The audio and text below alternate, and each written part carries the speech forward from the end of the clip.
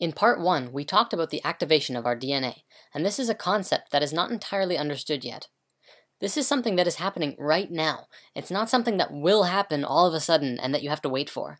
This is something that you and I get to activate by becoming more in tune and aware of ourselves. If we're just sitting around saying, "Goodness, I'm stoked for my DNA to activate, but in the meantime, I'm going to keep eating at McDonald's and keep watching TV for 4 hours a day and keep on being a jerk to people I don't like," then don't expect yourself to experience any profound shifts. The higher strands of your DNA will bring you more in tune with yourself, for they are you, and you have to be the one to choose the path of awareness and unity. So higher strands of DNA, what does this really mean? The portions of the DNA chain that science has presently identified as the double helix represents only the surface portions of the chemical, elemental, and electrical components of the active DNA strands. Science has yet to understand the multidimensional spectra of DNA manifestation, though we are beginning to remember. The human DNA imprint will always appear from external analysis as a two-strand double helix configuration in 3 dimensions. What is not understood is that within the double helix there are, and will be progressively more, additional double helix strands which fuse together. As our understanding evolves into the multidimensional spectra, the understanding of the structure and function of DNA will progressively advance. A team of Russian researchers working with DNA started a project to progressively learn more about DNA by combining forces with linguists, and have dived into the unknown of the 90% of junk DNA which we currently embody. Their findings are evolutionary. According to them, our DNA is not only responsible for the construction of our body, but is also used as data storage and in communication. They learned that the 90% of DNA follows the same rules as all of our human language. The way that sentences, paragraphs, and chapters work in a book is the same way that our DNA works. This is the first double helix strand, the one that Western science looks at, which is basically like a sentence of DNA. However, if you step back and see the bigger picture, you begin to see the paragraph. Stepping back further and you see the chapter, and so on. These larger and larger strands span through the different frequencies of reality, the different dimensions, which makes them harder to find in our modern science. Western science, instead of looking at DNA like this, we're cutting out pieces of DNA from here and adding them over here, which is similar to picking out words in certain sentences and putting them with other words in other sentences to see if they fit together and can make a new energy, a new idea. This is the nature of our junk DNA, of which Western science just didn't understand for the longest of times. The DNA isn't junk, it's just misunderstood, and also not as used right now because of our dense level of consciousness. However, we are beginning to activate and reawaken our DNA through our ever-expanding consciousness and our desire to know more. The very awareness of this DNA is what is activating it, awareness of our higher selves and our connection to the all and the interconnectedness to each other. We are directly connected to the earth as well and exist as a part of it, kind of like a child in its mother's womb. If anything happens to the mother, it creates an energetic imprint that affects the child. The earth is our mother, hence the name Mother Earth. Our morphogenetic field exists as a part of her larger morphogenetic field of the earth. If something happens to the earth's energetic grid, then we inherit these problems into our own grid. Our energetic anatomy is exactly like the earth's, with chakras, meridians, axiotonal lines, and DNA. If something happens to the planet's grid, then that affects every person's DNA on the planet. We are at a very important point in history right now because we are remembering how to regenerate our original organic imprint for health. We don't even need science and fancy equipment to do this. We're just required to learn how to use what we came here with.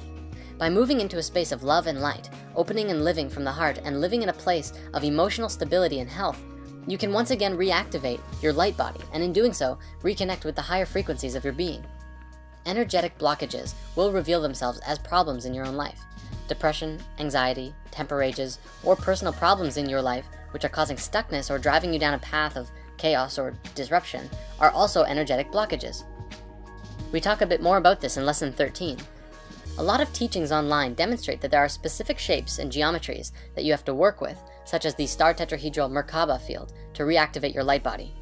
This is true, but you also have to remember that the geometry is inherent to your being.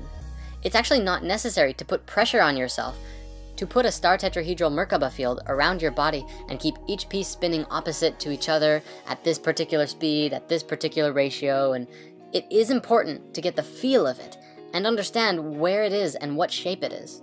Beyond that though, it's more importantly that you put your focus into love, your heart center, and creating a vibrant reality for yourself. Realize that you are a creator and that the experiences that you are having are of your creations. Bring love into your life and all of those around you. The light body will reactivate when you are ready, and you will know when you are ready. My advice is also to work with sacred geometry. If it resonates with you, put conscious thought into understanding things like the yin-yang, the understanding of duality. You can also work with the Trinity, which is understanding mind, body, and spirit, or wisdom, understanding, and beauty. Then there's the 4 elements of creation. Earth is physical, air is mental, water are emotional, and fire is spiritual. If you're familiar with the tarot, you can use it to go so much deeper into understanding the 4 elements, which is the basis of the 4 suits in a playing deck of cards. And the major arcana are the experiences that you go through, the toroidal field geometry, from the path to the Fool to understanding the all, from the singularity all the way around to the singularity. Beyond that, you can also try working with energies, meditate with crystals, go get Reiki, or practice Qigong. The more you work with them, the more receptive you become to feeling the energy fields all around you. The final thing I want to say is this: we are all one, and our DNA is connected. The process of DNA activation is as much a solo journey as it is a collective one. Through conscious conversation, getting in tune with your friends, and opening up your heart to those around you who you can trust will facilitate DNA activation within not just you, but those who you communicate with. Think of it like a big jigsaw puzzle, and everyone has a different piece of this puzzle. By simply communicating with them, hugging them, gazing into their eyes, listening to what they have to say, and sharing what you know with them, you will facilitate a transfer of energy. And that's just it. DNA activation is feeling, truly feeling more than you ever have before. There was a TED Talks by a man named Paul Zak who spoke about trust, morality, and oxytocin, the hormone that facilitated these feelings within. In my understanding, hormones like oxytocin are the 3rd-dimensional manifestation of these feelings and vibrations from the higher frequency, coming down into the physical body. Just as the heart organ is the physical manifestation of the source and center of your being and a different frequency as well. I will link you to this video, and ultimately what he concluded was that physical contact, hugging, holding hands, eye gazing, are some of the most important factors in awakening to your whole self.